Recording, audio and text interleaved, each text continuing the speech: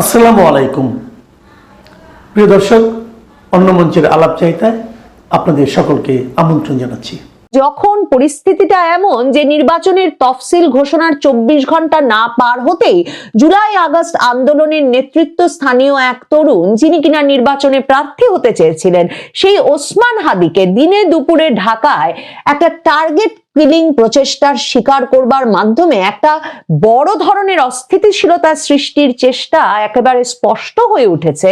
তখন একদিকে সেনাবাহিনী যারা দ্রুত বেড়াতে ফিরতে চায়, অন্যদিকে এই বিদেশি রাষ্ট্রগুলো, কারো জন্যই তারেক রহমানের চেয়ে ভালো আর কোনো অপশন ছিল না।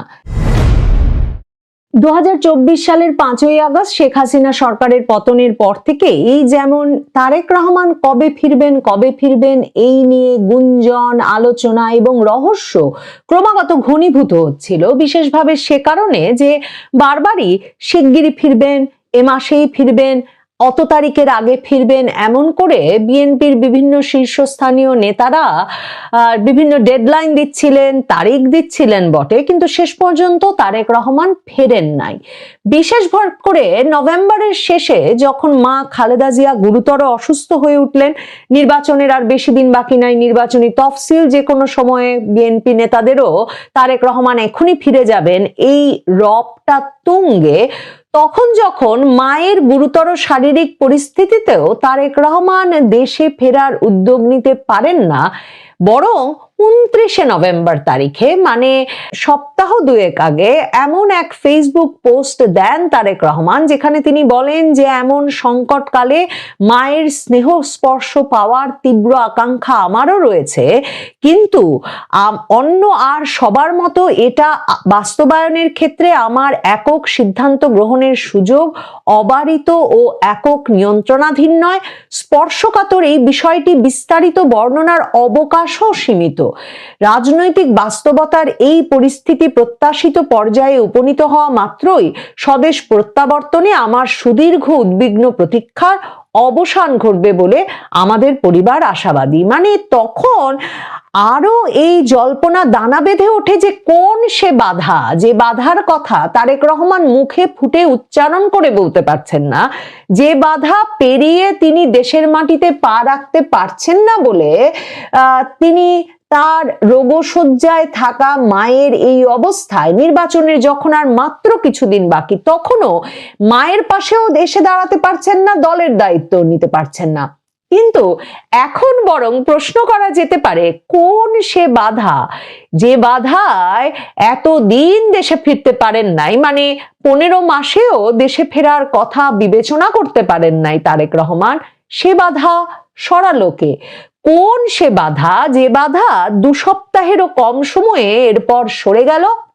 এবং গত শনিবারে মির্জা ফখরুল ইসলাম আলমগীর জানালেন যে তারেক রহমান 25শে ডিসেম্বর দেশে ফিরবেন। তারেক রহমান 25শে ডিসেম্বর দেশে ফিরবেন, এই ঘোষণাটা এলো ওসমান হাদি গুলিবিদ্ধ হওয়ার পরের দিন, মানে শুক্রবার দিন ওসমান হাদি গুলিবিদ্ধ হলেন, আর শনিবার দিন যখন সারা বাংলাদেশ জুড়ে কে হাদিকে গুলি করলো, কিভাবে ঘটতে পারলো, দেশের নিরাপত্তা পরিস্থিতি কোন দিকে যাচ্ছে, নির্বাচনের আগে নিরাপত্তা পরিস্থিতি এমন থাকলে সত্যি সংসদ নির্বাচনটা হতে পারবে কিনা, এসব নিয়ে আলোচনা তুঙ্গে, তখন কিনা তারেক রহমান ঘোষণা দিলেন, বা তারেক রহমানের তরফে বিএনপি মহাসচিব মির্জা ফখরুল ইসলাম আলমগীর ঘোষণা দিলেন তারেক রহমান ফিরছেন, তিনি ফিরছেন 25শে ডিসেম্বর। একটা বড় বাধার কথা আলোচনায় ছিল যে যেহেতু রাজনৈতিক আশ্রয় প্রার্থনা করেছেন বলে 2018 সালে বিএনপির তরফে জানানো হয়েছিল এবং বলা হয়েছিল, সে কারণেই তারেক রহমানের পাসপোর্ট জমা পড়েছে। অনেকেই বলছিলেন যে এবার যদি তিনি দেশে ফিরে যান, তিনি আবার ফিরতে পারবেন না, এমন কিছু অভিবাসন সমস্যার কারণে তারেক রহমান হয়তো দেশে ফিরতে পারছেন না। জামায়াতের নেতারা তো রীতিমতো বক্তৃতা দিচ্ছিলেন, মানে জামায়াতের নায়েবে আমির এটিএম আজহারুল ইসলাম বক্তৃতা দিয়ে বলেছেন যে কেউ কেউ প্রধানমন্ত্রী হবার গ্যারান্টি ছাড়া যুক্তরাজ্যের নিরাপদ জীবন ছেড়ে বাংলাদেশে আসতে রাজি নয়। দাড়িপাল্লার সমর্থকরা মানে জামায়াতে ইসলামীর সমর্থকরা স্লোগান দিচ্ছিলেন তাদের নির্বাচনী জনসভাগুলোতে, এবং সামাজিক মাধ্যম সয়লাভ করে ফেলেছেন এই স্লোগানে যে ধানের শীষ লন্ডনের, নৌকা আছে দিল্লিতে, দাড়িপাল্লা দাঁড়িয়ে আছে মাতৃভূমির কল্যাণে। এখনো তারেক রহমান ট্রাভেল পাস চেয়েছেন কিনা সেটা পরিষ্কার নয়। তিনি বলেছেন 25 তারিখ ফিরবেন, কাজেই সময় আছে তার হাতে। পররাষ্ট্র উপদেষ্টা বলেই দিয়েছেন যেদিন চাইবেন তার পরদিনই পাবেন। কিন্তু বাধাটা কি? অভিবাসন সংক্রান্ত কোনো বাধা? তারেক রহমান কি অপেক্ষা করছিলেন যে তার পাসপোর্ট আসবার জন্য বা তার স্থায়ী বসবাস নিশ্চিত হবার জন্য যুক্তরাজ্যে, যেটা থাকলে তার যদি কোনো নিরাপত্তা ঝুঁকি তৈরি হয়, তার যদি কোনো পরিবারের প্রয়োজন হয়, তাহলে তিনি আবারও যুক্তরাজ্যে ঢুকতে পারবেন, আসতে পারবেন এবং স্থায়ীভাবে বাস করতে পারবেন? ওরকম একটা পাসপোর্ট থাকলে, বিদেশের একটা পাসপোর্ট থাকলে, বাংলাদেশের ট্রাভেল পাস নিলে এবং পরবর্তীতে পাসপোর্ট নিলেও তিনি ভোটার হতে পারবেন। অবশ্যই বাংলাদেশে দ্বৈত নাগরিকত্ব যেহেতু বৈধ, কিন্তু তিনি কি দুটো পাসপোর্ট নিয়ে প্রধানমন্ত্রী হতে পারবেন? মানে অভিবাসন সংক্রান্ত কি অপেক্ষা করছিলেন তারেক রহমান? তারেক রহমান লন্ডনে দীর্ঘ প্রবাস জীবনে যাদের সঙ্গে রাজনীতি করেছেন, যুক্তরাজ্য প্রবাসী বিএনপির নেতা কর্মী সমর্থকদের সাথে দেখা করেছেন মঙ্গলবার দিন, এবং সেই সভায় তিনি নিজ মুখে বলেছেন যে 25 তারিখ দেশে ফিরছেন তিনি। 25 তারিখে ইনশাআল্লাহ আপনাদের দয়া, আল্লাহর রহমতে আমি দেশে ফিরে যাব। সকলের কাছে দোয়া চেয়ে যাচ্ছি, আপনারা দয়া করে দোয়া করবেন, দেশনেত্রী খালেদা জিয়ার জন্য দোয়া করবেন। আপনাদের সামনে যে পরিকল্পনা তুলে ধরেছি, আল্লাহ যাতে আমাকে তৌফিক দেন দেশ এবং দেশের মানুষের জন্য সেই কাজগুলো যাতে সম্পূর্ণ করতে পারে। আরেকটা বড় বাধার কথা কিন্তু বারবার আলোচিত হচ্ছিল। তারেক রহমান দেশ ছেড়েছিলেন 2008 সালে 1/11 সরকারের সময়, এবং তার আগে প্রায় 1.5 বছর সেনা সমর্থিত তত্ত্বাবধায়ক সরকার তাকে আটক করে রাখে বিভিন্ন দুর্নীতির মামলায়, এবং সেনা হেফাজতে তার উপর ব্যাপক নির্যাতনের ঘটনা ঘটে, যার ফলে তার মেরুদণ্ডের হাড় ভেঙে যায় এবং তিনি সোজা হয়ে দাঁড়ানোর অবস্থাতেও ছিলেন না। এরপর খালেদা জিয়া তখনকার সেনা নেতৃত্বের সঙ্গে সমঝোতা করে এক রকমের তার এই বড় পুত্রকে চিকিৎসার জন্য বিদেশে পাঠানোর ব্যবস্থা করেন, এবং সে সময় বিএনপির মন্ত্রী খালেদা জিয়ার ঘনিষ্ঠ মওদুদ আহমেদের বয়ানে, তার বইয়ে পাওয়া যায় যে খালেদা জিয়া এক রকমের একটি রাজনৈতিক মুচলেকা দিয়ে যে তার বড় পুত্র আপাতত আর রাজনীতি করবেন না, এই মুচলেকাটা দিয়ে তারেক রহমানের বিদেশ যাওয়ার ব্যবস্থা করেছিলেন। এখন সেই আপাততটা কত লম্বা সময়ের জন্য? আপাততর ক্ষেত্রে 2018 সালে ভারপ্রাপ্ত চেয়ারম্যান হয়ে গেছেন বিএনপির তারেক রহমান। এরপর থেকেই তিনি ভার্চুয়ালি দল পরিচালনা করে আসছিলেন।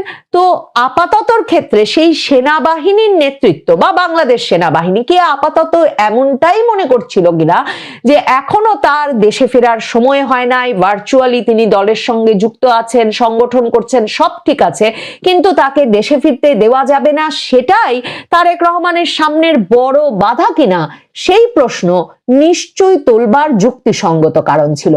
29 নভেম্বরের পর থেকে বাধা অপসারণে প্রকাশ্য যেসব উদ্যোগ নিতে বিএনপিকে দেখা যায়, অনেক পর্যবেক্ষকই বলছেন তার মধ্যে সবচেয়ে গুরুত্বপূর্ণ উদ্যোগটি হয়ে উঠেছিল যখন শতাধিক অবসরপ্রাপ্ত সেনা কর্মকর্তাদের একটা সমাবেশের আয়োজন করতে পারে বিএনপির গুলশান কার্যালয়ে।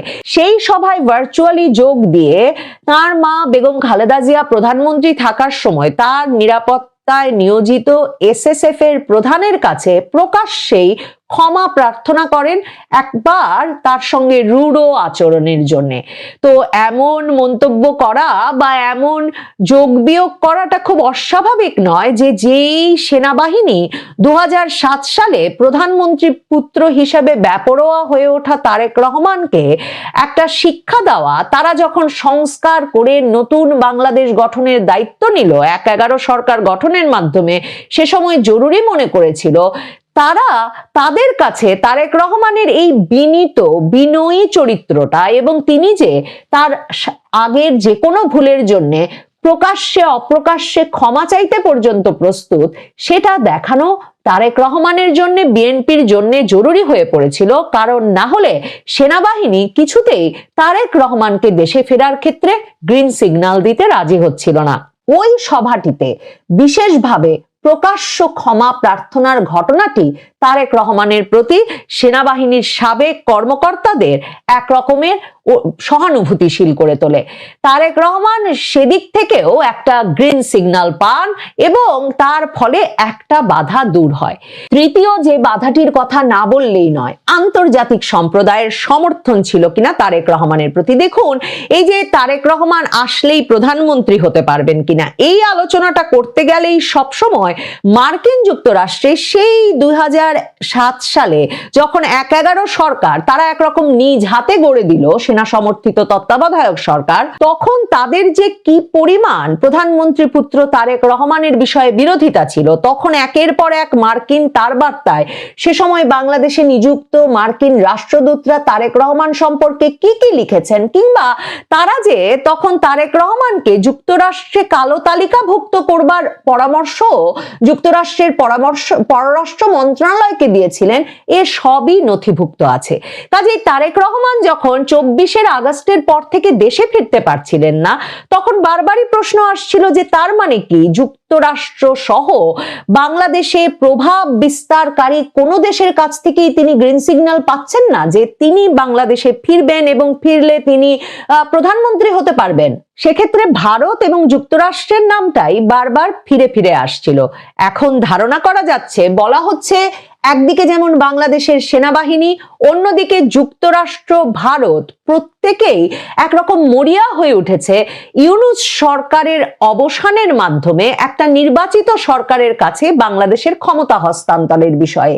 সেদিক থেকে তারেক রহমানের চেয়ে প্রস্তুত মধ্যপন্থী আর কাউকে মনে হচ্ছে না বলে, এবং যখন পরিস্থিতিটা এমন যে নির্বাচনের তফসিল ঘোষণার 24 ঘন্টা না পার হতেই জুলাই আগস্ট আন্দোলনের নেতৃত্ব স্থানীয় এক তরুণ, যিনি কিনা নির্বাচনে প্রার্থী হতে চেয়েছিলেন, সেই ওসমান হাদিকে দিনে দুপুরে ঢাকায় একটা টার্গেট কিলিং প্রচেষ্টার শিকার করবার মাধ্যমে একটা বড় ধরনের অস্থিতিশীলতা সৃষ্টির চেষ্টা একেবারে স্পষ্ট হয়ে উঠেছে, তখন একদিকে সেনাবাহিনী যারা দ্রুত বেড়াতে ফিরতে চায়, অন্যদিকে এই বিদেশি রাষ্ট্রগুলো কারো জন্যই তারেক রহমানের চেয়ে ভালো আর কোনো অপশন ছিল না।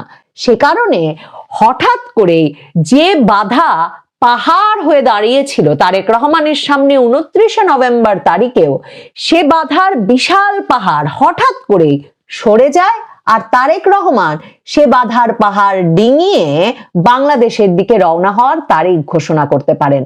ধারণা করা যায় তারেক রহমান বাংলাদেশে ফিরলে নির্বাচন অনুষ্ঠান পিছিয়ে দেওয়ার চেষ্টা করছেন যেসব পক্ষ, বা যারা একরকমের স্বস্তি বোধ করেন সংসদ নির্বাচনটা পিছিয়ে গেলে, তাদের এসব উদ্যোগ ভেস্তে যাবে। কারণ এমন একটা নির্বাচনী জোয়ার বিএনপির তরফে তৈরি হবে 18 বছর পর নেতাকে ফেরত পেয়ে, যে সে জোয়ারের সামনে নির্বাচন পেছানোর কোনো উদ্যোগই দাঁড়াতে পারবেন না।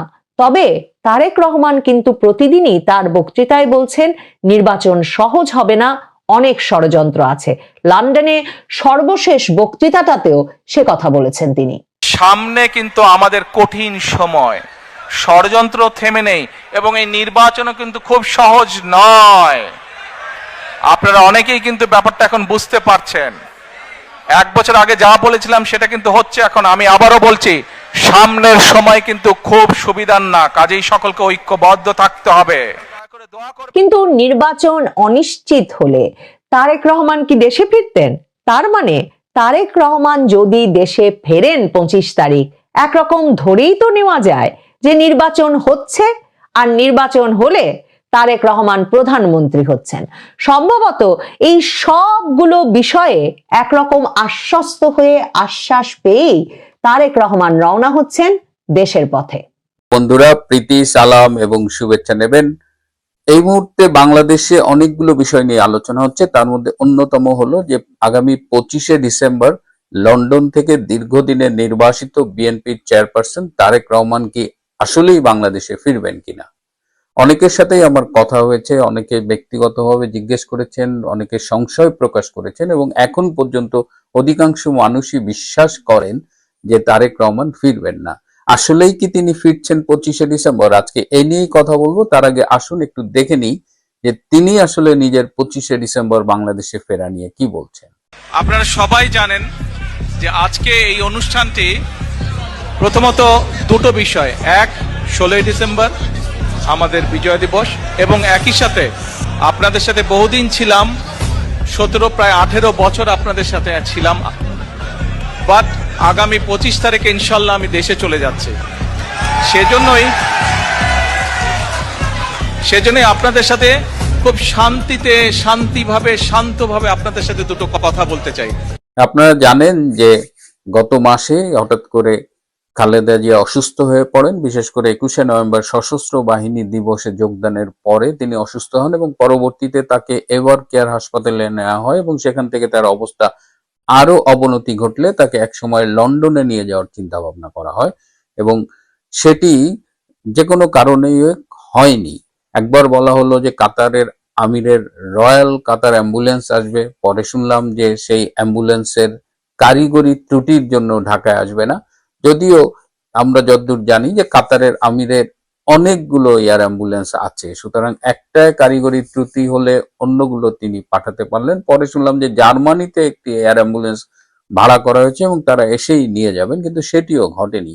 পরবর্তীতে যেটা জানলাম, সম্ভবত ম্যাডাম খালেদা জিয়ার শারীরিক অবস্থা এই দীর্ঘ 11-12 ঘন্টার এয়ার অ্যাম্বুলেন্সের ট্রাভেলটা সইতে পারবে না, এ কারণেই তাকে পাঠানো হয়নি। কোনো এয়ার অ্যাম্বুলেন্স কোম্পানিও তাকে নিয়ে যেতে রাজি হয়নি এই শারীরিক অবস্থার কারণে। তখন অনেকেই বলছিলেন যে তারেক রহমানের উচিত মায়ের এই অসুস্থতার সময়ে তার বাংলাদেশে আসা, এবং যেহেতু তার বিরুদ্ধে এই মুহূর্তে কোনো মামলা নেই এবং বাংলাদেশে যে অবৈধ সরকারটি আছে সেটি তাদের একটা সরকার, এবং এই ডক্টর ইউনূস তার সাথে লন্ডনে গিয়ে দেখা করেছিল গত 13ই জুন, এবং বাংলাদেশের মার্কিন charge d'affaires Tracey Ann Jacobson তিনিও দুবার লন্ডনে গিয়ে তারেক রহমানের সাথে দেখা করেছিলেন। সুতরাং তারেক রহমানের উচিত এই সময় মায়ের পাশে এসে দাঁড়ানো। এছাড়া রাজনীতির একটা ডিমান্ড তো আছেই। রাজনীতিতে নেতাকর্মীরা অনেকদিন ধরেই চাইছেন তারেক রহমান বাংলাদেশে এসে দলটির নেতৃত্ব দিক। যদিও বিএনপির নেতৃবৃন্দ বিভিন্ন সময়ে বলেছে যে তারেক রহমান অচিরেই আসছেন, নভেম্বর মাসে, বিশেষ করে 7ই নভেম্বর তিনি সারপ্রাইজ দিতে বাংলাদেশে এসে হাজির হবেন, এমন একটি কথাও আমরা শুনেছিলাম। কিন্তু আলটিমেটলি তিনি আসেননি এবং তিনি ফেসবুকে একটি স্ট্যাটাস দিয়ে জানিয়েছিলেন, যেটার সহজ বাংলা করলে দাঁড়ায় এটা যে নানান শর্ত সাপেক্ষে তার বাংলাদেশে আসাটা এই মুহূর্তে আটকে আছে। তাকে বাংলাদেশে আসার ব্যাপারে একজন বিদেশি কূটনীতিকও বলেছিলেন নট নাও। সুতরাং বাংলাদেশে আসার ব্যাপারে তার পরিস্থিতি আমরা ধরেই নিচ্ছি যে অনুকূল ছিল না। কিন্তু হঠাৎ কি হলো যে তিনি বাংলাদেশে আসার সিদ্ধান্ত নিয়েছেন? এই যে শর্তগুলো তার বিপক্ষে ছিল, যারা তাকে ক্লিয়ারেন্স দিচ্ছিলেন না, তারা কি এখন তাকে ক্লিয়ারেন্স দিয়েছেন? এর মধ্যে একটু ছোট্ট একটা বিষয় আমরা লক্ষ্য করেছি যে তিনি আর্মির সাবেক মেজর জেনারেল রুমির কাছে ক্ষমা চেয়েছেন। রুমির সাথে তিনি কোনো একটা অন্যায় আচরণ করেছিলেন, কি আচরণ করেছিলেন সেটি আমরা না জানলেও তিনি মেজর জেনারেল অবসরপ্রাপ্ত রুমির কাছে ক্ষমা চেয়েছেন। তিনি কি এই রুমি বা সেনাবাহিনীর দিক দিয়ে কি একটি আপত্তি ছিল তার দেশে ফেরার? এটা আমি ঠিক জানি না, তবে তার স্ট্যাটাস দেখে যেটা মনে হয়েছে যে অনেকগুলো কারণেই তিনি বাংলাদেশে আসতে চাননি, কিন্তু আজকে তিনি ফিরছেন। তিনি এমন একটা সময়ে তিনি এই সিদ্ধান্তটা নিয়েছেন তিনি দেশে ফিরবেন, এবং যদি তিনি দেশে ফেরেন তখন বাংলাদেশের অবস্থাটা কিন্তু অনেকটাই টালমাটাল। একজন ইনকলাব মঞ্চের তথাকথিত বিপ্লবী জঙ্গি হাদি, তিনি সম্প্রতি গুলিবিদ্ধ হয়েছেন, এবং হাদিকে কারা গুলি করেছে এটা নিয়ে এই হাদির সারাউন্ডিং যে সমর্থকরা আছে, অনুসারীরা আছে, বা তাকে যারা ওন করে, তাদের মধ্যেই দেখলাম যে এক একজন এক এক রকম কথা বলছে। একদিকে জামাত শিবির একরকম কথা বলছে, একদিকে হাদির মেন্টর আমার বন্ধু পিনাকি একরকম কথা বলছে, আর একদিকে জুলকার নাইন নামে একজন অনুসন্ধানী সাংবাদিক, তিনি আর এক রকম কথা বলছে। কারোর সাথে কারো কথা মিলছে না। এই যে একটা অনিশ্চিত অবস্থা বাংলাদেশে, এই মুহূর্তে তারেক রহমান ফিরছেন। এর মধ্যে ভারতের সাথে বাংলাদেশের সম্পর্ক একদম তলানিতে চলে গেছে। এই মুহূর্তে যখন রেকর্ড করছি তখন জানা যাচ্ছে যে বাংলাদেশ থেকে জুলাই ঐক্যের নামে একদল লোক তারা ভারতীয় হাইকমিশনের উদ্দেশ্যে যাত্রা করেছে এবং ভারতীয় ভিসা সেন্টার সেটা আজকে বাংলাদেশ সময় দুপুর 2টো থেকে অনির্দিষ্ট কালের জন্য বন্ধ ঘোষণা করা হয়েছে এবং দিল্লিতে ভারতের পররাষ্ট্র মন্ত্রণালয় দিল্লিতে বাংলাদেশের রাষ্ট্রদূতকে ডেকে পাঠিয়েছে বাংলাদেশে এই যে ভারতের বিরুদ্ধে কয়েকদিন ধরে যে বিভিন্ন রকমের থ্রেট দেওয়া হচ্ছে, ভারতীয় দূতাবাস ঘেরাও করার জন্য পদযাত্রা হচ্ছে, তো সব মিলিয়ে এই যে বাংলাদেশ ভারত সম্পর্কের এই টানটান অবস্থায় তারেক রহমান দেশে আসছেন, কারণ তারেক রহমানের সাথে ভারতের অনেক হিসেব কিন্তু অনেক আগেই আমরা দেখেছি অমীমাংসিত ছিল। বিশেষ করে ভারতের বিচ্ছিন্নতাবাদী গোষ্ঠীকে সমর্থন দিয়েছিল এই তারেক রহমান এবং তার সেই স্বরাষ্ট্র প্রতিমন্ত্রী লুকিং ফর শত্রুজ বলে খ্যাত বাবর। এরকম এরকম অনিশ্চয়তার মধ্যে তারেক রহমান আসছেন।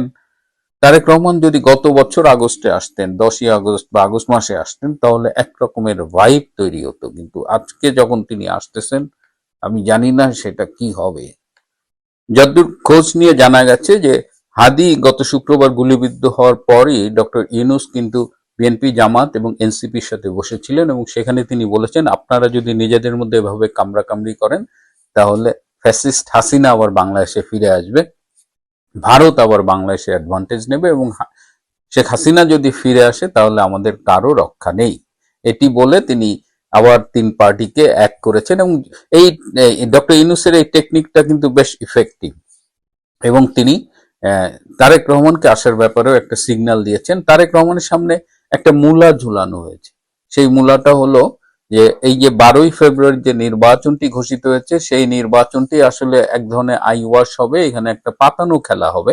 সেই নির্বাচনে বিএনপিকে 130টা থেকে 140টা সিট দেওয়া হবে, জামাতে ইসলামকে অ্যারাউন্ড 100 সিট দেওয়া হবে, আর বাকি যে 60-70টা সিট থাকবে সেটি ভাগ করে দেওয়া হবে বিভিন্ন ইসলামিক দল, এনসিপি এবং যদি জাতীয় পার্টি আসে তাহলে জাতীয় পার্টি, সব মিলিয়ে একটা জাতীয় সরকার গঠন করা হবে এবং আমরা আর কি আওয়ামী লীগকে বাদ দিয়ে তারা ক্ষমতা একটা ভাগাভাগি করে নেবে এবং কাউকে একক মেজরিটি দেবে না এবং সেই জাতীয় সরকারের প্রধানমন্ত্রী করার টোপ দেওয়া হয়েছে তারেক রহমানকে এবং জাতীয় সরকারের প্রেসিডেন্ট হবে ডক্টর ইউনূস এবং ডেপুটি প্রাইম মিনিস্টার একটা পদ ক্রিয়েট করা হবে এবং সেই পদটি দেওয়া হবে জামাতের আমির ডক্টর শফিকুর রহমানকে। এভাবে তারা মিলেমিশে একটা প্ল্যান করেছে যে এভাবেই এই ফেব্রুয়ারিতে নির্বাচন করে তারা আগামীতে দেশ শাসন করবে এবং এই টোপটা গিলে তারেক রহমান বাংলাদেশে আসছে, কিন্তু বাংলাদেশে এসে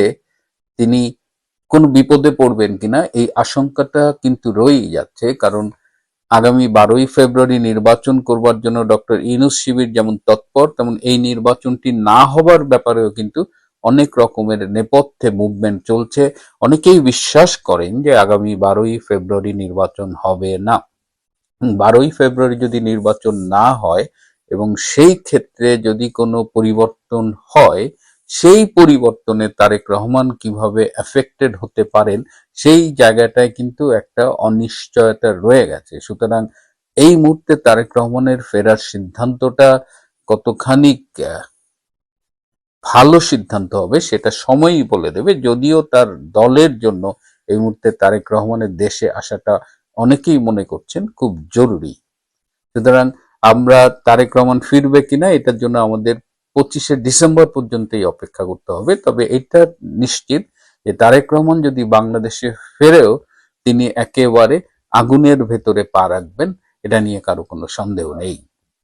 প্রিয় বন্ধুরা, আজ এ পর্যন্তই। ভালো থাকবেন, সুস্থ থাকবেন, তার চেয়েও জরুরি হলো নিরাপদে থাকবেন। সবাইকে অনেক ধন্যবাদ।